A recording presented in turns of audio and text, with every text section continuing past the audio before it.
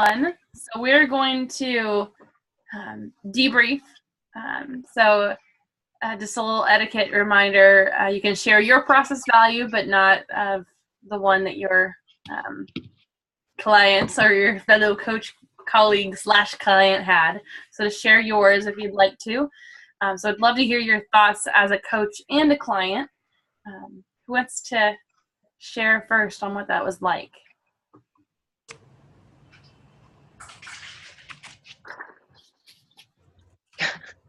All right, Robin. I'll go. Okay, Mike. Nope, go, Robin. Okay.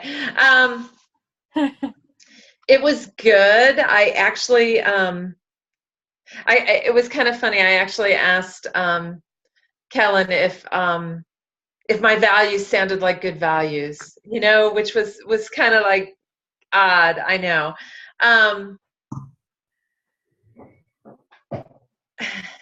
A couple of my values were just being positive, which we called positivity, and just being that positive light for a lot of people. And another one of the values was just, well, I mentioned, being a minimalist, but that's not really it. It's like not being wasteful. So if I had to name it something, it would not be wasteful. And Kellen pretty much, yeah, you coached her in the beginning, so we didn't cover a whole lot there. I'll let her talk about her own. Yeah, so I guess I was thinking about trying to finesse the work/contribution balance, just tweaking that a little bit, really recognizing that I'm not in this kind of crunch mode, or I don't have to be in a crunch mode all the time, like, trying to be as ultimately productive as I possibly can be, and just relaxing that a little bit. And then we had talked about, freedom and having that and balancing that as well. I think for me, it all comes down to balance, like making sure that my values and my priorities are in as much harmony as they possibly can be while I'm still moving forward. Kellen, is balance a value? Yes. That's so interesting. So you almost have a value about your values. That is interesting, but I never thought of it that way, but it is a value. Yeah, it really is. What's the process value? I know you started talking about it, but I can't help but ask. What's the process value regarding balance? Mm-hmm. Let's see. The process value. Well, that's sort of hard to answer, because when I think of it, I'm trying to apply balance to so many different aspects of my life. I guess I could visualize it as walking the tightrope of life, and I've got that long bar that you hold to balance, and on one end there's work and responsibility and all the kind of, not the fun stuff of life, and then on the other side, all the things that I really want, all the gratifying things and fulfilling things, and then just trying to make sure one side is not heavier than the other. Because they're both necessary, So like the best of both worlds. Yeah. Very cool. As you and I were coaching Kellen, and even now I'm thinking of an umbrella with you. Like there's so much, like even like you had money and then like everything was kind of like all underneath it, or right. So I don't know, it's interesting. Like, and the umbrella, would balance be the handle, like holding it up or something? I don't know. That was just the picture that came to mind. I thought I'd share it with you. Yeah, I like that. Yes, and if money, it is kind of true, isn't it? That even if we don't want it to be so, that, I mean, our money really dictates the experience of our lives. I would be interested to know what everyone else thinks about that, how they feel, what's their relationship to money, you know? Yeah, that is a good thought. I don't know if we necessarily have time right now, but I don't know if everyone wants to start an email thread with other thoughts. That's a great discussion. So feel free to put that out there. I don't know we necessarily have time tonight in class, but feel free to everyone, if you guys want to talk more about that topic, that would be interesting, Kellen. I agree, because I'm thinking about it as you've been talking too. So thank you. Thanks. Okay. Thanks, Kellen. All right. And Mike's typing up some tools for working with clients. So let's see, Kanika, I'll go ahead and have you go, and then I'll call in Mike. Sure. So you want me to tell you the value, right? And then name the name? Yeah, just share your takeaway. So if you want to include your process value. I think it was interesting. I never thought about my values in a deeper way. I don't know if you realize it now. I don't think much about these things. But yeah, I think it was interesting to discuss about it. The value that I came up with, I excluded the happy, healthy one because we'd already discussed it with JC. So I came up with spending time with family. I named it Family Guy because that's that's the mindless show that we like to watch. It sort of relates to it, but yeah. And it was fun coaching JC. It's always fun coaching her or getting coached by her. So it was really insightful to see what her questions are. And there's so many times I just feel like taking notes on what she asked. That's awesome. I know we all come from different perspectives, and and it's a unique stance. So there's always more to learn from other people. That's just so cool. All right, JC, what about you today? I've called on Robin and Kellen, and so I need JC, Mike, and Eddie. Yeah, I thought that one was a fun one. I talked about kind of happy and healthy, and kind of the relationship that they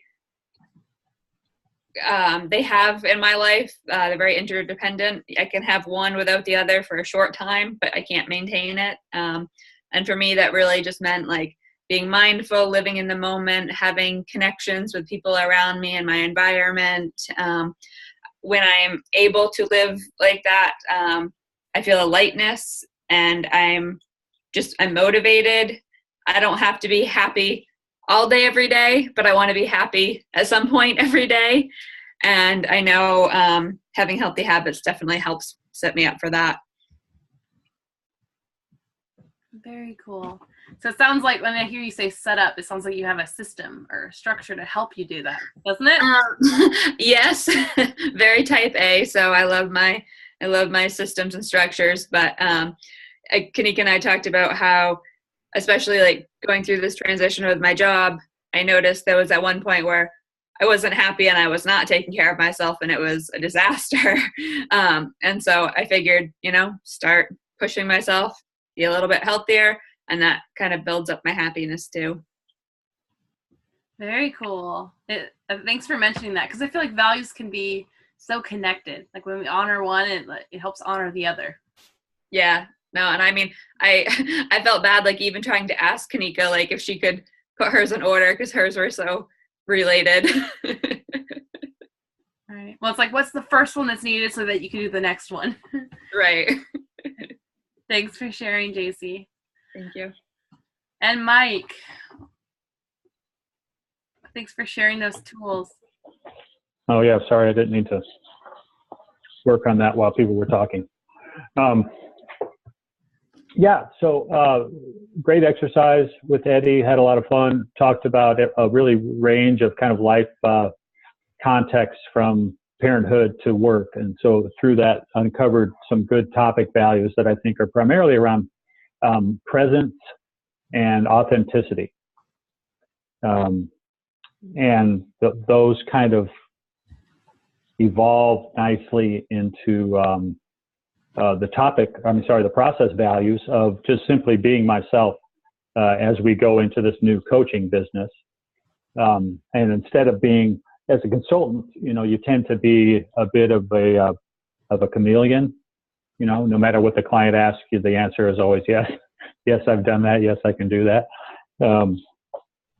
And I don't want to be that way in the coaching business. I really want it to be more authentic than that. So just simply allowing more of my true self to emerge and be present, with my clients. And so I'm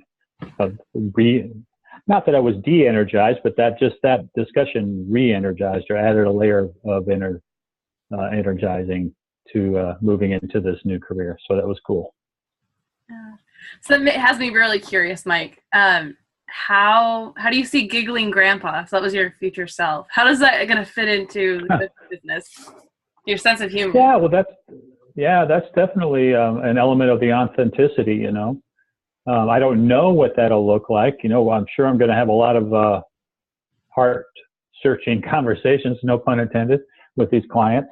But I sure hope fun and laughter can be part of it. It's such an important part of life, and rediscovering life and as you fight through challenges. So yeah, I hope there's lots of giggling. Awesome. Thanks for sharing, Mike. All right, last but not least, Eddie, what are your takeaways? My takeaway about the exercise, let me turn this off.